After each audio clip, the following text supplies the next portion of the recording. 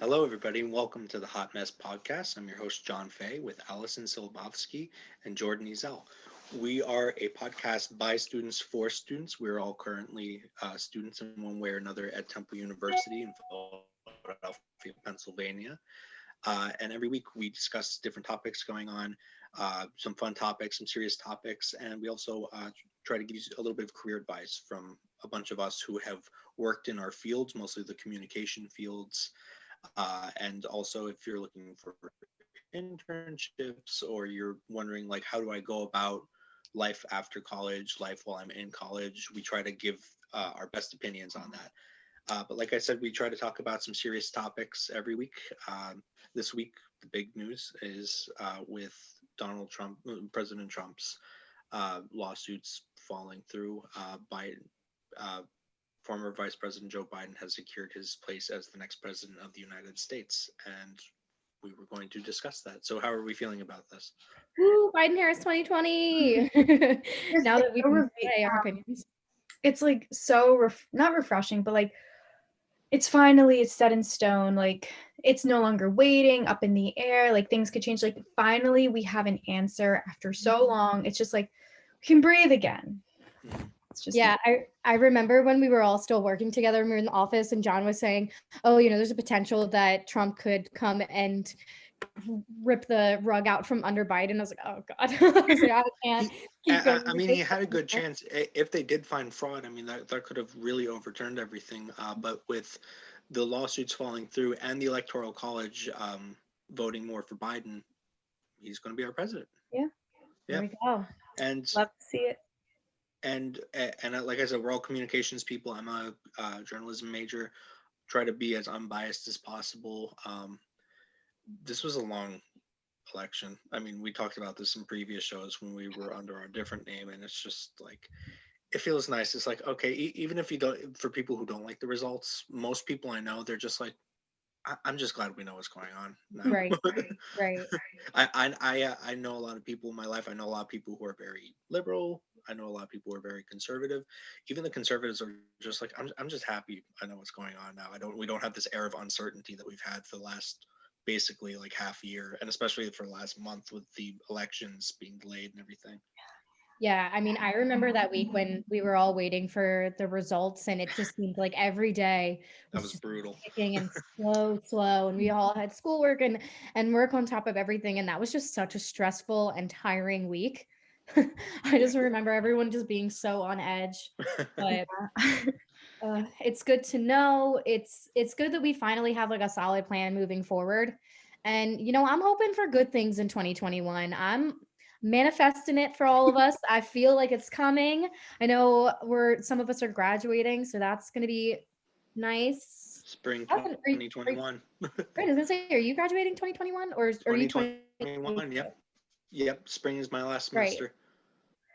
Technically, I have 2 classes in the summer, but I've been told that if I basically like I promise I'm going to finish these in the summer, I can still graduate in the spring. That's still 2021. Yeah. You're graduating next. So, Yep, exactly. Wait, Jordan, are you finishing December? Finally. Yeah, I'll be done in December. Well, if all things go as planned. Don't see any roadblocks, but yeah, I'm gonna have my master's. Be big. So are you great. 2022, Allison? Yeah, class of 2022 from spring. So they'll have pretty much 3 semesters left. Yikes. Oh, here we go. We're coming close, guys. We're getting there. We're getting close. So with Biden becoming the new president, this is the first time in a while that a vice president has run to become president, and actually won. So this will be very interesting. It's somebody who's already been in the White House, so he knows the ins and outs of it. He's been in politics for, I believe, 47 or 48 years in Delaware. He's not that far. He has a lot of ties to Philadelphia as well. As I know, his campaign was based out of Philadelphia. Mhm. So a lot of people in our general area were hearing a lot of things that maybe the rest of the country wasn't hearing. Or, like we were able to see some people from his campaign. I know that we did interview that one woman from his campaign in October, maybe. We don't talk about that interview. We don't talk about that. Let's. Those are rough. Didn't go over well.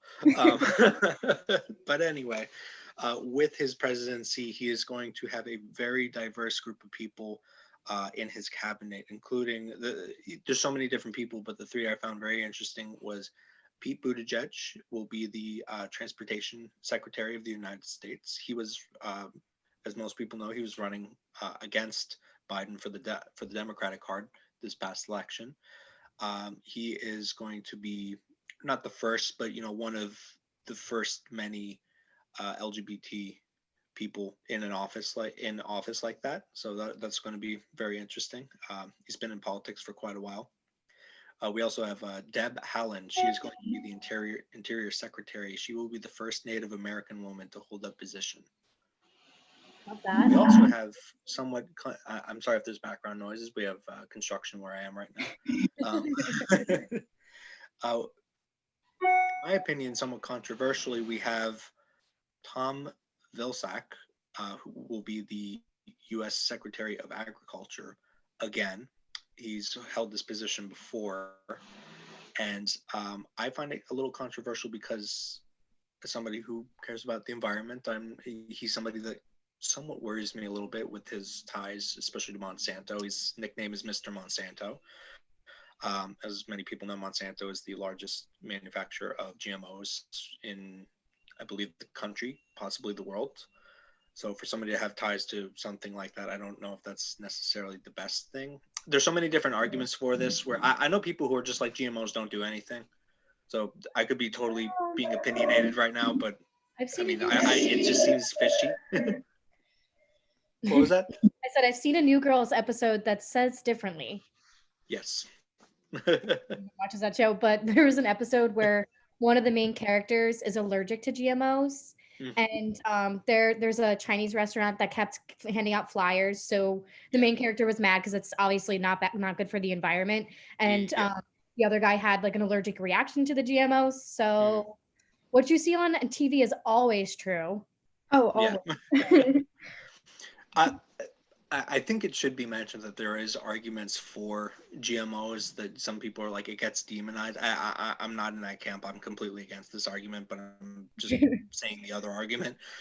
Whereas people are saying we need GMOs in order to mass produce food. But then I come back at with that saying like, well, is it more food that's of lesser quality? So people's health is going to suffer. That's my opinion on that. I kind of agree with that. I mean, yeah, it would make sense that it would help us do the mass production, but then at what point are you kind of like affecting our health as we're eating it? Because I mean, you guys know, people say Americans, we mostly eat, what is it, corn in our diet? Like most of our diet consists of corn, and like that can't be too good for our bodies. It's essentially a non-nutritive filler. Like they just put it in there just to add substance to food. I'm Mr. Organic, so I'm on the up and up with all this stuff. This was, I read this about Mr. Vilsack, and I was just like, that's a little concerning to me. If I'm going to share my personal opinion here, I do think that it is a little fishy that somebody with ties like that is going to be heading the agricultural department in our country. Right. Those ties to see what are your real motives here. Exactly. So we'll see what comes of that. Hopefully it all turns out well. Hopefully, like it turns out well, and he doesn't really affect like his personal. There's no fishy business going on. Yes. All this, but I guess that's something we'll just see. We will see. For sure. Yes. And I mean, this was a long year. I think there's a lot of people that are happy that Biden and Kamala Harris will be the vice president. I think everybody's happy about that. Or a lot of people are happy about that. And like I said earlier, I think people I know who were maybe voting for Trump or just lean conservative, they're just happy that they just know what's going on now. They're just like, okay, now we'll know who's getting in, we'll know what they're standing for. It's not this, maybe it's him, maybe it's the other person. Right. We've got a resolution. Yeah. We're able to move forward now. Yeah.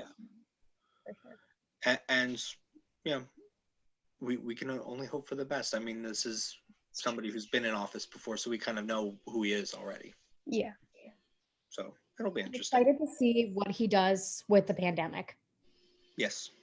He's been talking a lot of big stuff. I was actually reading his website yesterday and just going through what his plan is. So I'm hoping the second he gets in the office, he's ready to grind and get this going. Yeah. The first 100 days is going to be like a real test to see what he does. Mhm. And I know we talked in our show before about like the potential of like a second full complete lockdown. And we've talked before about our opinions on that.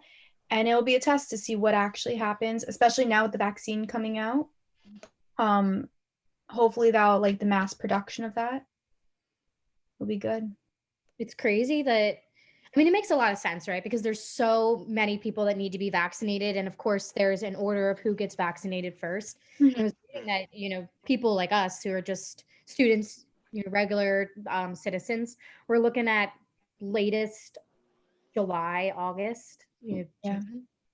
So it seems like a really long time away, but it's just good that they're finally getting started on stuff. Did you guys see that Pence got vaccinated? I think this morning. I did. Yes, I did. Yeah. And I think Biden I saw is getting vaccinated soon. Good. That's good. I think I saw that. I should have looked into this. Is Trump saying if he's going to take it or not? The most recent thing that I read is that he's ready to take it whenever he gets it, but he's not. He's not the first person. Clearly, essential workers and healthcare front lines. He's going to wait for the essential people to get it. Yeah, he said, I'm ready to take it whenever it's my time to take it. Yeah. I'm being patient about it. Other people need to get it first. So I respected that. At least you're telling people this is, at least he's not saying, don't get it. Yeah. The whole point of like the reason that like these famous people or like these higher up people or celebrities, they get the vaccine is to kind of like ease like the general population their worries. Like, okay, if you get it, then like if I got it, then you can get it. Right. So I respect his, saying he wants to wait, let the people who like genuinely need the vaccine now get it. But then also from that standpoint of like, he has such a persuasion on the general public. I think he might want to look into getting it sooner as being the president of the United States. Yeah, and I'm sure he's not going to be waiting around for it until, April or whatever. Yeah, like, he definitely is probably soon next up in line, but, and I haven't looked into it recently. I found that, I think I looked at his Twitter maybe a few days ago, and that's when I read it. So it could have changed by now. Yeah. But I agree. I actually read somewhere that is the goal, is to have, influential people being able to take it first. That way it eases the minds of other Americans. Mm-hmm. Hey, we did get this. We're okay. It's all right for you to get it too. Not a bad idea. I just finished a course that I took last semester. It was like on public service announcements and everything. And that's one thing that we talked about, how that's like a way to get people to like public information to like get other people to do something you want to persuade them, to get people that they look up to and like role models to do this. Right. There's actually a theory behind it. So it makes sense. Yeah. I agree with that 100%. Interesting. The reason people do it. Yeah. So one of the good things is going to come from COVID going away slowly with the vaccine and everything getting lightened up is that the tension that people are under constantly is going to really be going down. I mean, people are having freakouts all the time, especially transition, especially Tom Cruise, who just this past week was recorded having a complete meltdown because some of the staff on the set of Mission Impossible 7 were not following COVID protocols, and it is the new Christian Bale freak out video, basically. I watched the freak out this morning. Oh my god, it was I was sitting there like, oh my gosh. I would be terrified if I was in that room. Tom Cruise is yelling in my face. Yeah. Oh, I 100%. I mean, I haven't watched the video yet. I still need to see it, I but think it's just audio. I don't think there's any Yeah, it's videos just that the came out. audio. Yeah, no, I haven't. Okay, I haven't listened to it yet. But yeah, just from my point of view, I think that people are becoming more relaxed with this entire situation. You know, they're saying, "Oh, 2020 is over soon. So is going like the pandemic's going to be over soon," but it's definitely not. And it frustrates me when I'm out in public and people don't wear a mask, or if I'm in a group setting where you should be wearing a mask, and people are not. It's kind of offensive to me because you're not only risking yourself, you're risking me, everyone that I'm coming into contact with, and so forth. It just makes like a bigger chain. Yeah. So although I don't exactly know what Tom Cruise was saying in that audio clip, I agree with him. If you're not taking protocol, you know, we're in a pandemic. This is something that is new to all of us, but to me it's a respect thing. from what I understand, it was two technicians on the set. Were a little more closer to each other than they should have been for Oh, like the distancing, okay. and that's Okay. that's what set it off. So from my understanding, it was over like one little thing. It wasn't like a reoccurring thing, Oh, maybe. which kind of constituted the like that was a major overreaction. Yeah. Great. We I weren't understand. though. What?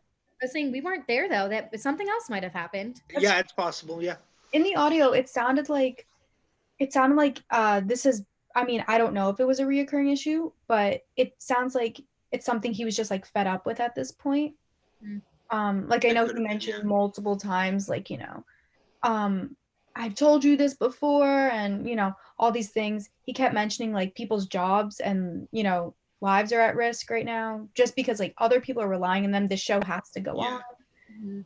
But I don't know. In the end of the day, you can't talk to your team like that. And while I understand he was probably frustrated, there's a better way to go about it. You shouldn't be screaming at people like that. yeah, I yeah. agree with So, you. yeah. There's definitely better ways. There's a better way to handle the situation. Hmm. And I made that transition because we wanted to talk about with that news coming out, it's kind of resurfaced this discussion of just, especially this year, of people realizing that maybe some celebrities, musicians, people in the public sphere are maybe not as awesome as they were made out to be. It is heartbreaking finding out that someone you adore so much and you think so highly of that's a famous person turns out to be an a-hole. I don't know about you guys. I don't know if any of you know who Manny Machado is, but he was an Orioles baseball player, and I absolutely love the Orioles. And I worship the ground that guy walked on, and he got traded and then started talking crap about Baltimore. And it just really, and then I found out that he's just a terrible person. Mm. It's really true. Don't meet your idols, guys. I mean, I did meet Manny, but you find out things about them, and it's not right. Like Ellen. Oh my God, Ellen. She's Why, Ellen? Why?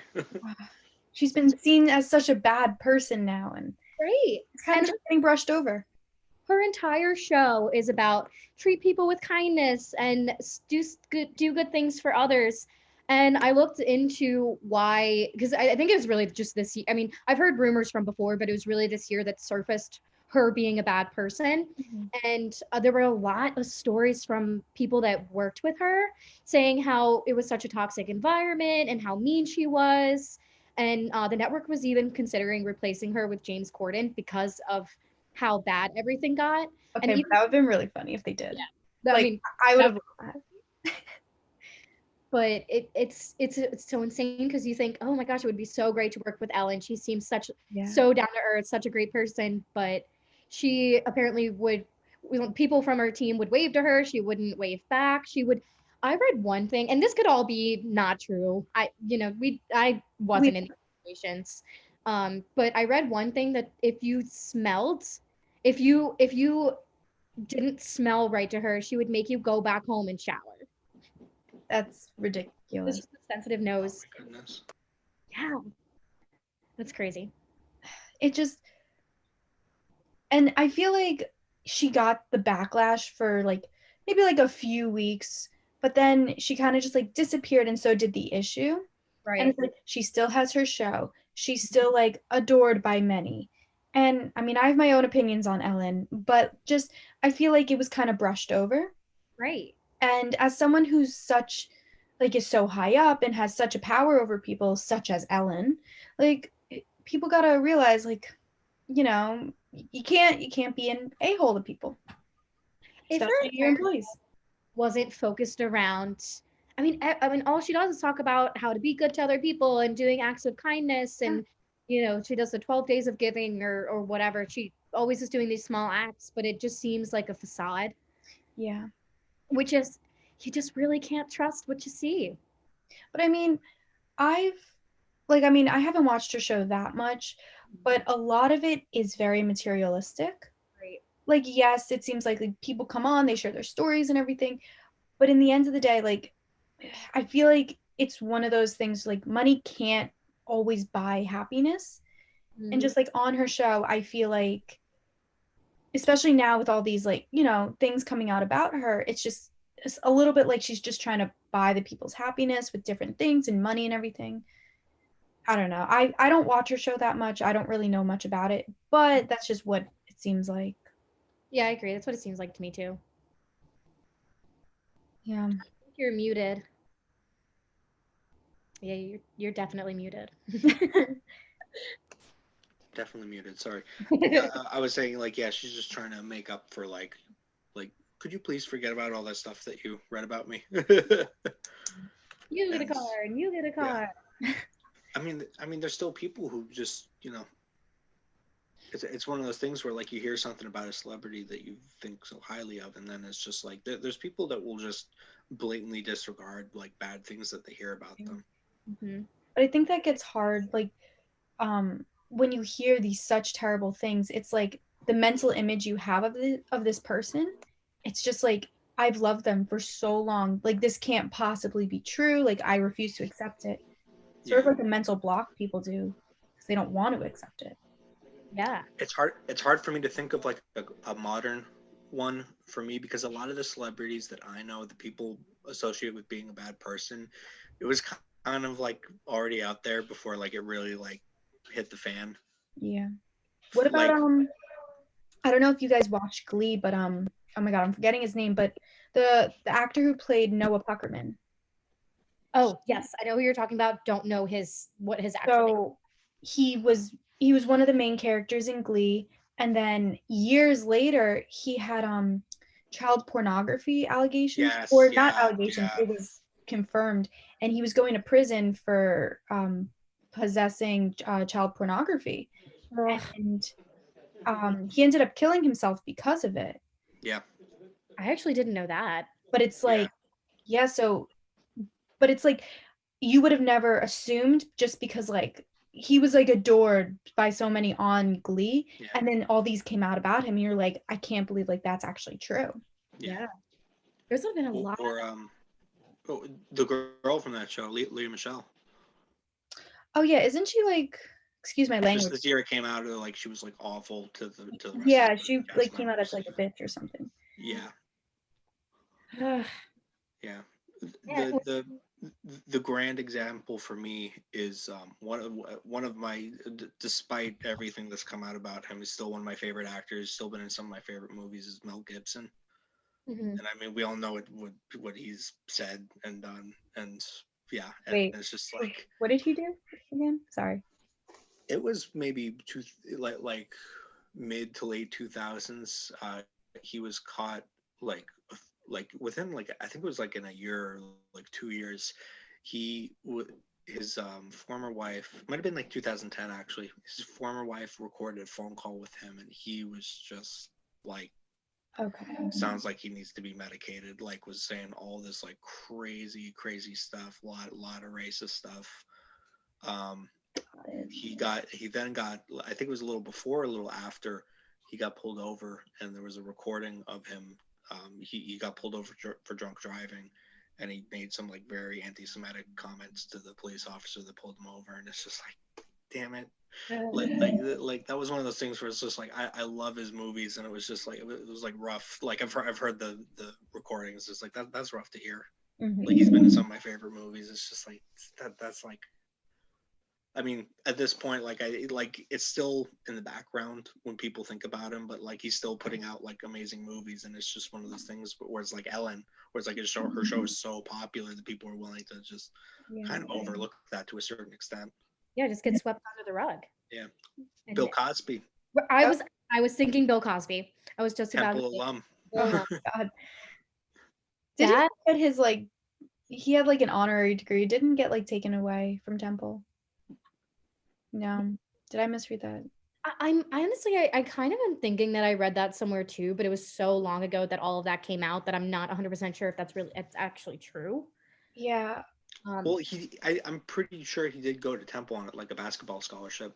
Yeah, he went to Temple. He definitely went to Temple. Yeah, definitely went to Temple. But like Love that. that's another thing where it's like some of like the things I've heard about celebrities that I would like. It's like it was always kind of in the background, like you always heard rumors, and then with Bill Cosby, it all just came out at once. It all came out at once because it was another Philly thing. It was a comedian. Have you guys heard of Hannibal Buress, No. the comedian? Mm. He was doing a show at the now closed Trocadero in Chinatown, and somebody recorded it. This was 2013, 2014, like when all the Bill Cosby stuff first started. This is the thing that like really made people go like, oh yeah, like we've been hearing this for like decades. He brought up like everything that Bill Cosby's ever been charged of on stage at the Trocadero in Philadelphia. So it all started in Philly. The ball started rolling from that comedy show that got recorded. We know that bad things happen in Philadelphia. Yeah, bad things Yeah. do happen in Philly. Yeah, they do. Bad things do actually happen in Philadelphia. Are there any other celebrities that we can think of where it's just like we hear these things about them? Hunter Hayes. Yes. So I will be the first one to admit I convinced myself that I was going to marry him when I was in my head. We were already engaged. You know, I was picking out wedding venues, seeing, comparing my last name to his. I met him twice and actually sang with him once. And I recently found out that he's not a great person. And it's sad and it hurts and it just sucks because I idolized him for so long and loved his music. And I've met him. I thought he was really nice, but from sources that, we here at the Hot Mess podcast, we have undercover investigators, all celebrities, but one of my friend dated him low key, and turned out that he's just a massive alcoholic and kind of a bit of a narcissist. And I don't know if this is true. I do trust my source. I don't think that they would tell me any, wrong information, but it's just so sad because I thought Yeah. such a good one. Maybe dating him isn't in my future. Yeah. But yeah, it's a bummer when you just find out that someone you liked isn't good. Yeah. I swear, if anything ever comes out bad about Ariana Grande, that's it. Well, there was a time she licked the donut. Do you guys remember that? Yeah. What? She went to a donut shop and she it was like on the security camera. She went up to the counter, took a donut off the counter, licked it, and put it back and like walked away. Okay, but that donut's worth millions now. Oh yeah, but that's such an asshole thing to do. Who licks a donut and puts it back? No, okay, well, I mean, compared to some other things that people have done, that's Oh yeah, like she has no like allegation towards her, but like, girl, don't go licking donuts that aren't yours. Yeah. Right. At least sell it on eBay. I don't know, donate it to a charity because I guarantee you someone would buy that. Oh my god, I'm sure. That's a bit creepy, but like Imagine if she did that now with COVID going on.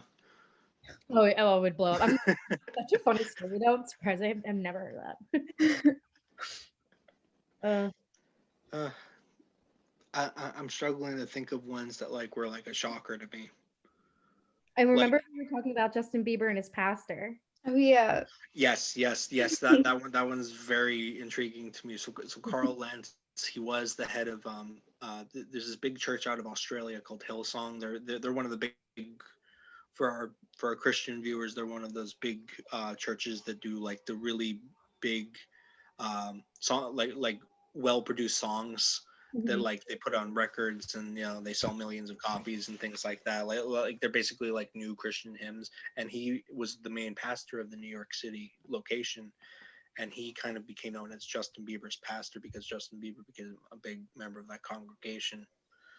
And it just came out not even 2 months ago that he's married, has kids, has been cheating on his wife for like over half a year.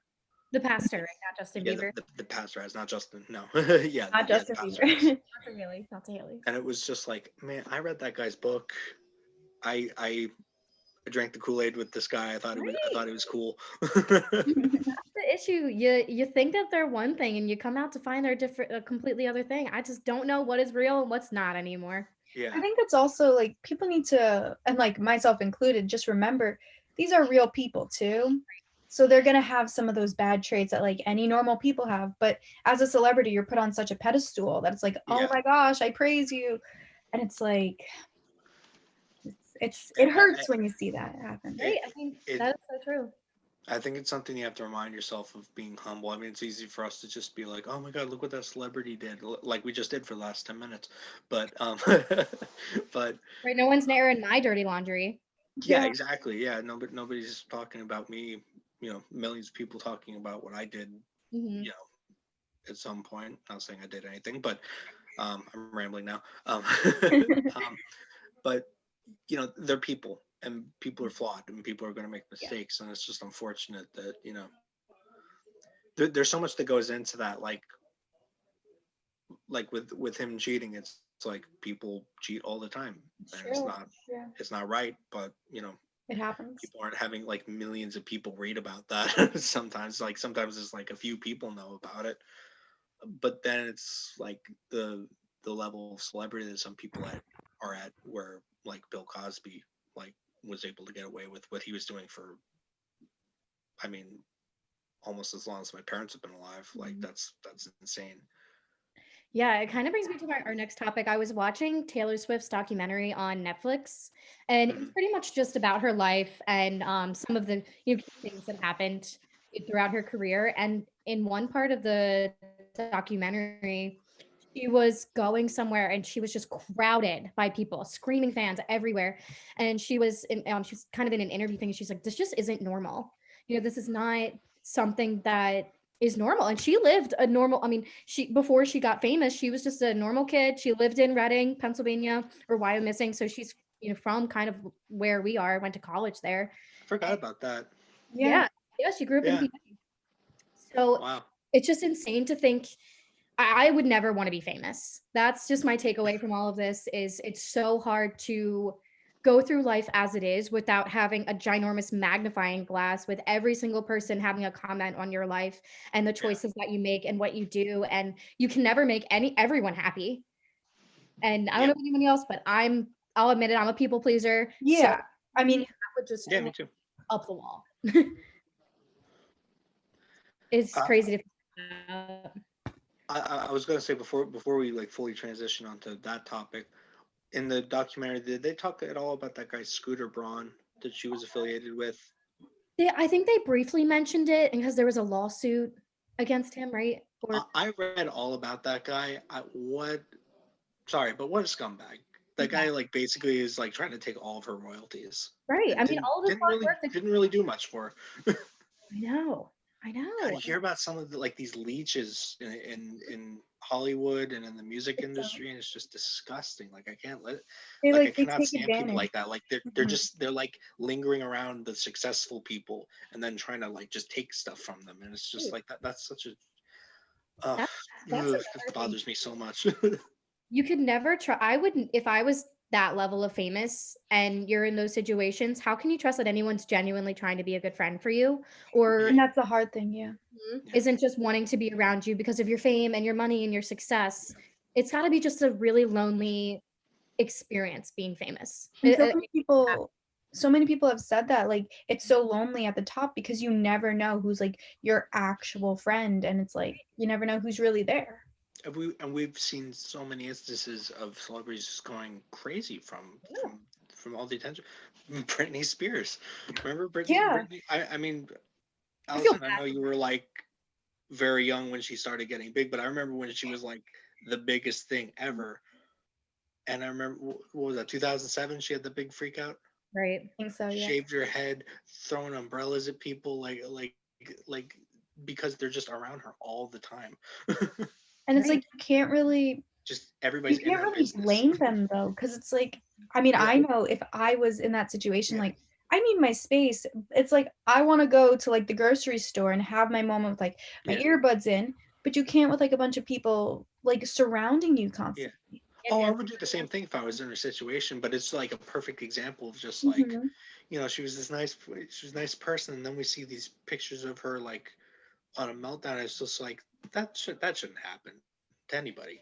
and then it just makes the situation worse because, all of us who aren't experiencing that are putting in our 2 cents on the situation. Yeah, When, exactly. we all go through things. We all Yeah, struggle in life. If it wouldn't be life if we didn't have things that came up in our yeah. lives. But luckily for us, it's not broadcasted to the entire world. And Yeah. now with social media being as big as it is, you can't escape it. It's just I've everywhere. I've had bad days and got snappy with people. Millions of Mhm. people aren't reading about that. Exactly. We've all had our moments. I'm guarantee you, I have done bad things to where I'm sure I wasn't everyone's favorite person, or maybe I wasn't nice to someone that day, or I've had, breakdowns too, but Yeah, I've I just feel like it would be so much worse. yeah. Yeah. I don't even know how people, of course, do they have to worry about paying off student loans? No, they're kind of set for life, but I Yeah. kind of would take my life right now where it is compared to being a celebrity. I just couldn't do it to that magnitude. It's insane. But I think like also like just like I don't know, just like not famous, but what am I trying to say? Like even when you're higher up in like a business, like let's say you're like a CEO or something, or like you're the owner of a business, you're kind of also put on that pedestal because it's um like you're seen so like highly of, so you can't do the things that like us everyday people would have to do. I don't know where I was going with that, but yeah, No, I agree. sorry, my mind just blanked, but yeah. Many evil things, but yeah. Ugh. Well, anyway, speaking of Taylor Swift, she just Yeah. put out a new surprise album. Um, Tay-Tay. second one this year. Mhm. Big for fans of her music. I mean, her music is inescapable these days. You can't like, I I mean, I'm not even a huge fan of her music, and I've probably heard every hit she's put out just because it's always on the radio. It's always on TV. You can like see her music videos anytime you want on YouTube. And I'm admittedly not a big like pop fan, and I was never a huge fan of her music. I was like, oh, she's talented, but it's just not my thing. I actually really like these last two albums because she produced them with a bunch of people that I listen to on a regular basis.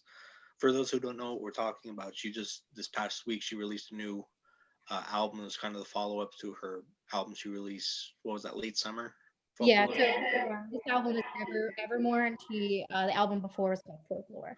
Yeah, and these are more in like the direction of kind of like folk, a little bit of like rock, like very stripped back music.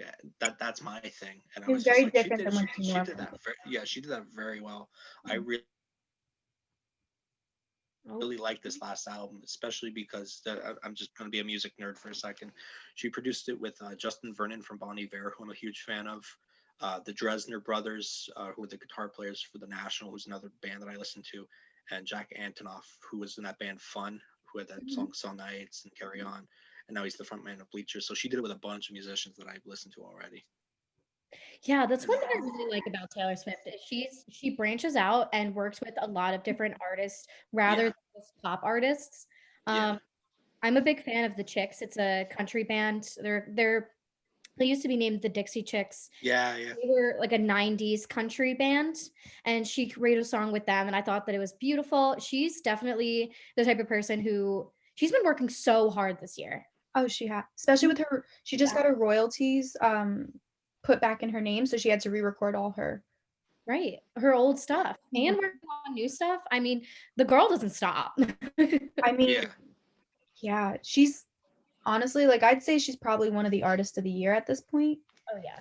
Um, She's converted me with this last album. Like I actually really liked it a lot, which is Mhm. again I'm not a pop person, but this was more of like a folk album, and I was just like this is really good. I really like this. I Yeah. listen to, so I'm not like a huge Taylor Swift fan. Like obviously like I like her hits, I like songs here and there, but like I'm not one to like listen to the song at midnight or the album at midnight. So I just listened to the entire album this morning, and it was like I love the music that's like the background music that Mhm. like I don't have to like sing along to. I can just like it's calming.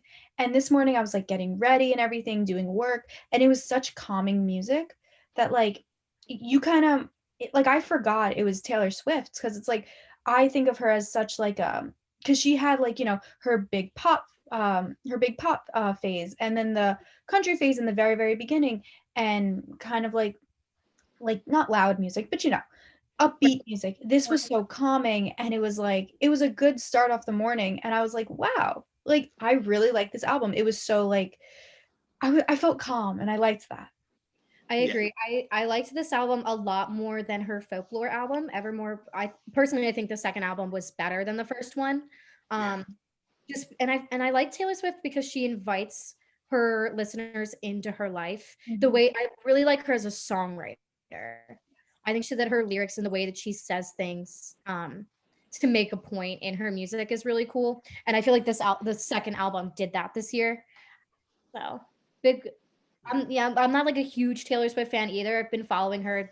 I've bought a few albums when I was younger, but I'm honestly proud of her. She's overcome a lot of adversity and a lot of issues and being so famous in the public eye. And then after watching her documentary, I mean, that's just awesome that she didn't take any time off this year. She said, "All right, people need more music. Let me get on that." And that was kind of like yes, I'm sure she also did it for herself, but it's like she realized like her fans needed something. So Right. she worked so hard this year to like help us through like get through this year. I She's thought that probably was like there's some teenage girl somewhere that's like not taking the situation, like the whole Right. situation of the world right now, because this is rough here. There, Mhm. she's like there's some girl somewhere not taking the situation well, and she's my biggest fan. Right. I think she would appreciate like a surprise album right now. And that's And very she like did that twice. And she effective. did that twice this year on Yeah, her own. Like literally. really. Yeah. I feel like Ariana Grande has been like that this year too. Mhm. She came out with a new album and she was working on a whole bunch of singles and now she has a documentary coming on Netflix. I mean, she's another one. She hasn't stopped either. Yeah. Mhm. I like haven't been I used to be a huge Ariana Grande fan during her Yours Truly album. Oh, I was in my prime at that point. Um but now I don't really listen to her that much anymore, so I don't really know what's going on in her life. I go through phases with artists too. Yeah, I feel like love her, but like her sound is like unlike Taylor like has changed so much. She Mhm. kind of like we changed with her, I feel like now it's more of an adult sound. And as most of her fan base is getting to the adult stage, like I feel like it's easy, but Ariana Grande I feel like kind of stayed around the same sound and it's like can't listen to those high notes anymore. Like I have a headache 24/7 already, so can't really. That was something that Taylor brought up in her documentary too. She said, you know, you an artist, if you want to stay relevant, you have to keep changing yourself and innovating and figuring out what's next, what's the best move for you. I mean, look at Yeah. Madonna, Yeah. like a prime example of an artist who kept changing for to stay relevant with her fans. Even this Yeah. kind of like relates to the industry that we're in. You know, there's always constantly new trends and new Oh things yeah. happening that you have to stay on top of. So I think just as an artist, her being able to do that just speaks volumes. I know. Mhm. And she does it so well because like I know Yeah. change is so hard for so many people and Mhm. it's like no one likes when their artist like changes their sound because like I know you for this but Right. Taylor did it in such a way that it's like you embrace it and you accept it automatically Mhm. even if you don't love like John said like this is more of like a folk like vibe to it and like even if you don't love that like you can still accept it. Right. Right. You can still There's this meme I kept seeing online, which was just making me laugh so hard because I was like, oh my god, that's me. It was that meme of that old guy he's in like a red sweater and he's doing this face Oh oh like yeah. kind of just like all right. He's doing that, and it said the entire one of the people she did the last two albums with was Bon Iver, Mhm. big like indie folk guy, who's one of my favorite like newer bands. And it said the entire Bon Iver fandom, and then it said in quotes, "I guess I'm a Swiftie now," because they're doing the albums together. All in all, good for her. She's killing it. Yeah, Killing the game. And she does not deserve Absolutely. any negativity coming her way. She's doing the damn thing. Let's see Yeah. what happens next. Exactly. It's been a nice way to close the year out. Her music has been a good way to close the year out, and also we got a little bit of snow, so that's also been a nice way to close the year out. We got a long year, and it's like we got like a little bit of snowfall. Is it still out? Little Yes, bit. it is. Oh my Yeah. god. More than a little How is bit. it in Philly? How is it in Philly right now? Is it It's gone? no. I just cleared I- off my car this morning, and you guys should have. I wish I would have recorded myself or someone seen it because it's really funny watching me, a short, tiny person, trying to get the snow off of the top of my car. Oh, I can imagine. Yeah, oh my goodness. But it's gotten better. I mean, I think I went out and got coffee this morning just to see because I'm going home tomorrow. So I wanted to see if how drivable the area is. And I'm just surprised that, not all of the shovels, not all of the paths are shoveled, and there's just you guys know this. I don't like snow.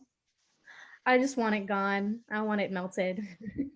I was so I'm in Long Island right now. I came back home and I think Long Island got pretty much the same as Philly. I read that at Philadelphia International Airport they measured at 6.6 inches.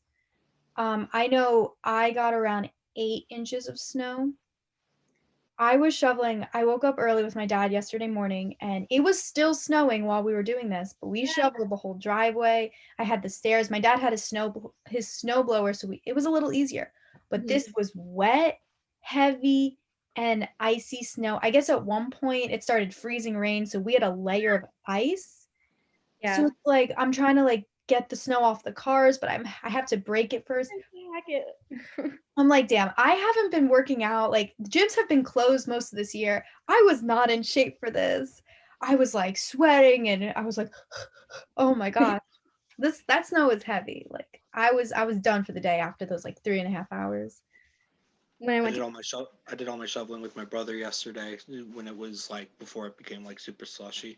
Mhm. We always do it like preemptively, and I've been shoveling my parents' house for as long as I can remember. So when I have my own house, I'll be the first one out there with the shovel. Like, do you need any help? Like, no, I'm good. I've been doing this forever. Used to it. When I was still in Reading, I bought this thing for my car where it's a not I don't want to say shield, but you put it over the front windshield of your car before it snows, and I have then that. when it snows, you can just take it off and wrap it off. Honestly the best thing I've ever purchased. Did it work this year? I feel like with the snow we just had, I don't know, did it work? It you did. It did. I had it on mine. It works. It does work. 100% it works. It was a little more difficult this time around because I just let it stay on my car until this morning. And so it was icy. The snow became icy. So it was a little bit harder to get off, but it helps so much. Literally one of the best purchases I've ever made. I guess everyone go out and buy yourself one of these. Yeah. And if the company wants to sponsor us, let me know. But this snow was actually considered the snow of the decade, the snowstorm of the decade, which I'm a little iffy about because like, hun, the decade just started. We've had a year Yeah. so far. So obviously it's going to be the snowstorm of the decade. But we haven't had this much snow in the Northeast or, in this general area since 2018. So Yeah. it's been a long time. Like I remember growing up, like I used to have snowstorms. Like there would be a snowstorm every other week, Mhm. like on Long Island, and I haven't seen that much snow in so long. It was fun to see. I don't know. I enjoy the snow, like you guys know, but We had a bummer winter last year. oh my God, it was so bad. You guys It was might not like It that. was I like was a non-winter. It was just cold. yeah. Wait, what?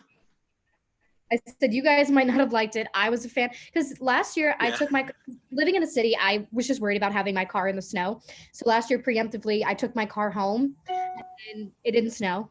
And I left my car up here this year, and it did. But honestly, it's not that bad having my car here.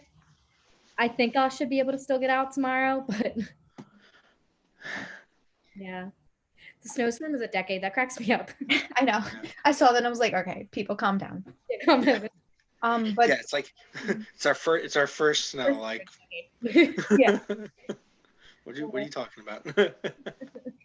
But come Um, all the snow, there's like the lower temperature and the drop of temperatures.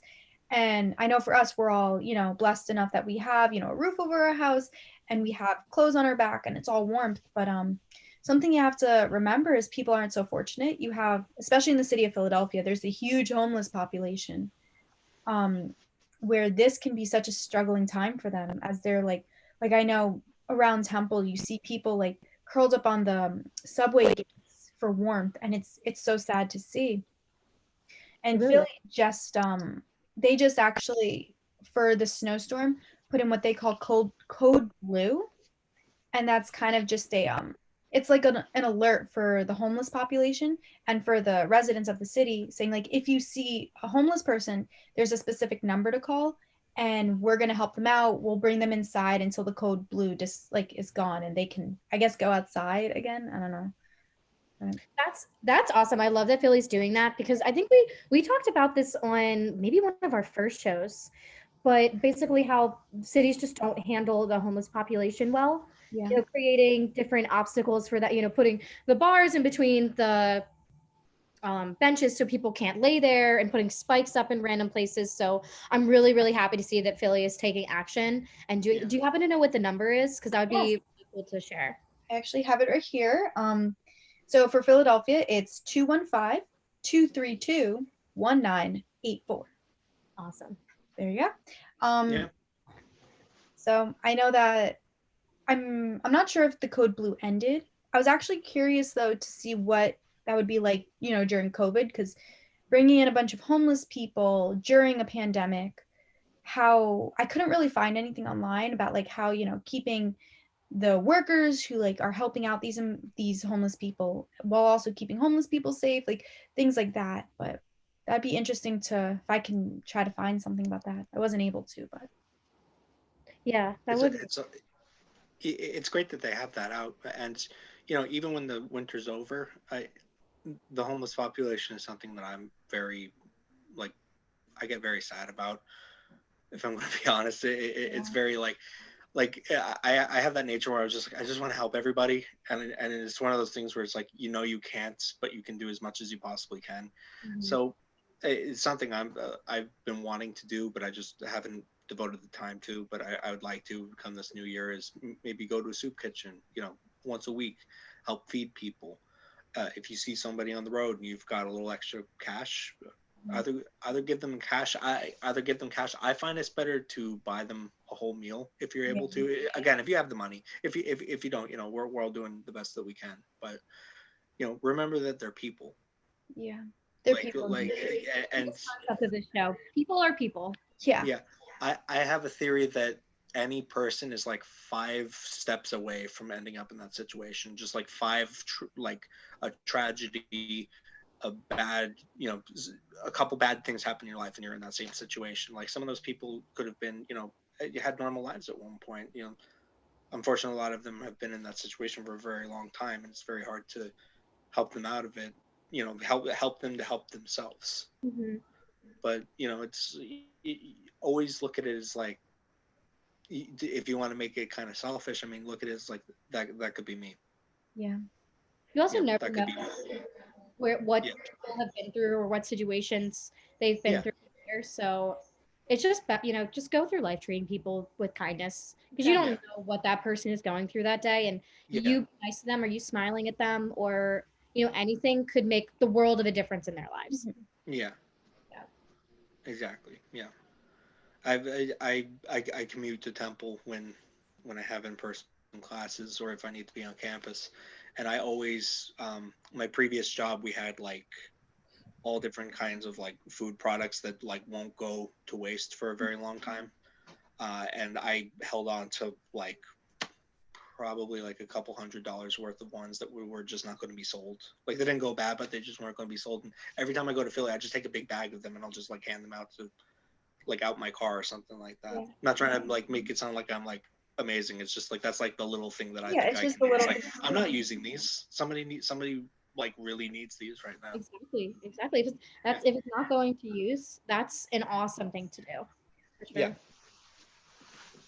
Yeah. So if you're able to just either use the hotline that we discussed today, or do what you can throughout the year, but especially this time of the year, because there's people, like Allison said, we have homes, we have heating.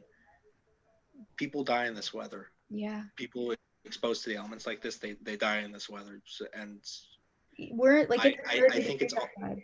That's cold. I think I think it's awful that people are dying from exposure in a city where there's buildings all over the place that they can go into. Right. And it's more multifaceted than that. I understand that, but don't put up spikes. Don't put up things to stop them, because you're just moving. You're just having them move somewhere else at that point. Exactly. You're not fixing the problem. Yeah. You're just creating more of an issue. Yeah. You're creating more of an issue, and you're also showing that you don't want to help them. You just want to move it because they're an eyesore to you. Mm-hmm. Like they're people. They're not eyesores. It's just awful. Okay, I'm sad and mad. What was our next topic? Well, I think we're gonna give a little bit of our career advice. Yes. Our good ending of the show, because we all are college students, so we have a little bit of advice to give to y'all. Okay, yeah. So for this topic, we definitely wanted to cover, because it's just a really tough time right now, where if you can't find a job, or if you're looking for an internship and it's just not coming to you, or we just wanted to give some advice on things to do when you're not working, or if what to do to make sure that you're staying on track with your goals, and trying to make sure that you keep moving things along. So a biggest tip that I would definitely say is getting your resume, getting that portfolio in order, getting some certifications.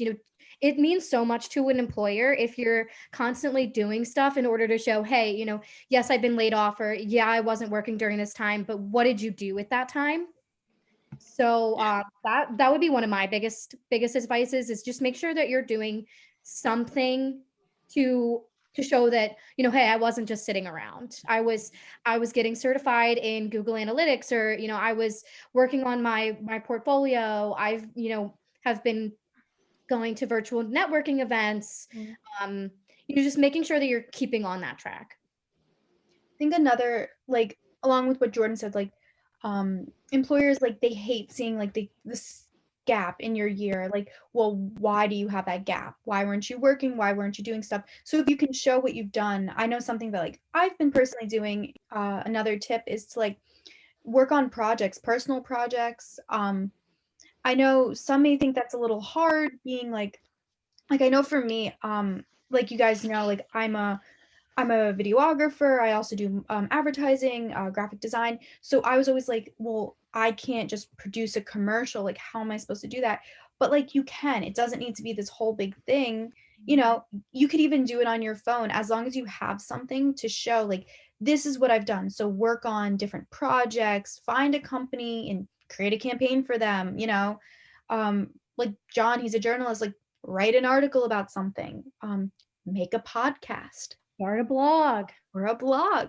Become a vlogger. It's start a podcast and call it the Hot Mess Podcast. Podcasts are in now. So it's just remember all what you can show that you've done, to show you have, at least you've been trying to do something to, like, get yourself better, even if you can't find work. I think a lot of people are looking at this whole situation of the world right now, specifically with COVID shutting everything down, especially the educational systems, limiting them to Zoom courses and like hybrid courses, everything like that. I think there are a lot of people that just took a gap year this year, or like a gap semester at least, where they were just, they're just like, I'm just going to wait it out. And that's not how life works. Like, okay, well, that just means you have extra time now to work on this extra stuff. Like, even though this is a horrible situation, I mean, we all have a lot more spare time than we did before. Yeah, we don't have a lot of places we're going out to. So I think if you're not utilizing that time right, that will show in a resume. And, the reality is your resume and your portfolio, that is going to be what guarantees you a job, especially in we're all in some form of communication. We are very heavily dependent on our portfolios, specifically to show what kind of work we do, the quality of our work, how much work we've done. And I think if it just shows just like, yeah, I didn't do anything for the second half of the year, it's like, do not want to work in this field anymore? Or are you motivated to continue? Yeah. Are you motivated? Like, yeah, like life's hard, especially in COVID, but we still, I don't know. It's just like the ultimate form of laziness, in my opinion. If you're just And like, no, I'm just going to wait it out. mhm. And remember, like, even if you haven't, like, yes, 2020 is almost over. And if you were one of those people like, I'm just going to wait it out, like, take a mental break for myself, that's fine.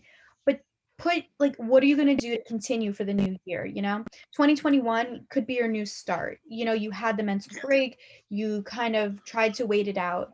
But you have to just remember life is going to keep going on. So Yeah. it's okay that you took the break. Now, what can you do to better yourself for the new year? What new project, what new certifications, what can you do now? We Yeah. all need mental breaks, and I totally understand that. It's just like it's the people that are just like they're taking the easy way out, and not just, to me, a mental break is like, okay, I need like a day during the week that I'm not focusing on anything so that I don't get burnt out. Yeah, take it I would all get, like to yourself. You know yourself the yeah, best. So like if you yeah, need the, one day, that's fine. If you need like a month, that's fine. But, yeah. remember to keep, like John said, like just keep getting it back together. Yeah. Get back on it There we go. afterwards. And Yeah. that's Don't be like, where did the last year go? What Yeah. did I do? I have nothing to show for it. It's like, you did nothing. Yeah, one thing that I wanted to mention while we're on this topic of what do I do when I'm kind of in job purgatory or your limbo. Sometimes if there's a company that you're really interested in and you check their job boards all the time, but they don't have any positions open at the moment, there's no harm, no foul in reaching out to, sending them a message or figuring out whoever their HR person is, or, the director or whoever of what type of position that you're trying to get into, sending them an email, introducing yourself, just saying, hey, I've been doing this, blah, blah, blah. I've been really interested in a position with your company. Understand that you guys might not be hiring right now, but would love to send you my work, send you my resume, just in case something does come up that I could be considered for. It shows you're interested in the company. It shows initiative. And the worst thing that could come from that is just saying, hey, don't have anything right now, but appreciate you reaching out. And when a job does pop up, you have the leg up because you have said, hey, I'm interested. I sent you my stuff from before. We've kind of made contact from that, and keeping up with the people that you've already networked with, no problem. There is a fine line between, wanting to reach out all the time and making sure that you're still staying relevant with that contact, Mhm. and just kind of being a little bit too much. So you want to make sure that you're not Yeah. stepping over your boundaries and, emailing them every day, but there's no problem in reaching out maybe once or twice a month, just saying, hey, Saul, the best thing that I could say is if a contact has given you a piece of advice, or, I said, hey, I suggest you checking out on that, replying that into your email. So say, oh, I looked at this resource that you mentioned. I learned about it this way. I really thought that was really great. Thank you for that advice. Just wanted to check in, say hi, happy holidays. And if something does come up, I'd really would still like to be considered for it. So that's another active thing that you could be doing while you're not fully in a position, or if you're still looking for a position. And like it's a very daunting thing to do, to just like email a company you like, email a person who has a high position that you want to have someday. But like Jordan said, just remember, the worst they can do is say no. I mean, people are people, like we keep Right. saying. We're all people. So you just got to take the step and kind of get over your fear and just realize the worst they could do is say no. And you're back in the position that you were at before, but at least you're making efforts and you're trying to advance yourself and, make things. So Mhm. also reach out to your career counselors, your professors. Professors I was are going to great say, networking. Like, Mhm. reach out to them. Connect with them on LinkedIn. Right. I know I'm gonna do that now that the semester's over. Yeah. Send a message, say, hey, I really appreciated you doing this for me, or this part that I learned for you. If, you ever come across somebody that's looking for said role that you're interested in, who's going to be the first person that they reach out to? Exactly. LinkedIn is your friend. I think people just make an account there and they don't do anything with it. I've made a bunch of connections through LinkedIn. LinkedIn is amazing. Utilize LinkedIn, please. Even if you are 18 years old and you're just starting out in college, start up that LinkedIn, because you know what? That'll be your temporary portfolio until you start building something else. That'll be your temporary resume until you make an actual resume. And as time goes on, it's like you'll be able to collect things and you'll be able to connect with potential employers or potential future coworkers, whatever it might be. It's a very important tool that I think it's used by the people who know the power of it, but it's very underused by the people that are just like, that's just a website. I agree. It's like business Facebook. It's like, no, it's much more than that. Exactly. LinkedIn is such an underrated platform. Yeah. If you guys don't mind, I was going to use the analogy of you were talking about just like cold calling, like reaching out to companies. I did that last semester, and so with a publishing company, I was trying to get an internship through them, and they only said no just because of the COVID protocols. Like they're like, we can't do that right now. But I'm still in contact with them, and something could happen in the very near future with them. So I'm still, just by reaching out, they weren't advertising anything for that. They weren't saying like, we're looking for somebody to work here at this publishing firm. Trying to keep it vague. I don't want to say who it was, Right. but but they were like, this was great. Like I got an interview with the guy. I did like a little test that went over pretty well, and he just said like, I just can't do it right now because of COVID. But as time goes on, reach out to us again. And I've kept in contact with that person, and that's just from literally what I call a cold call. Like I just emailed them asking about it. So it works. It does. It 100%.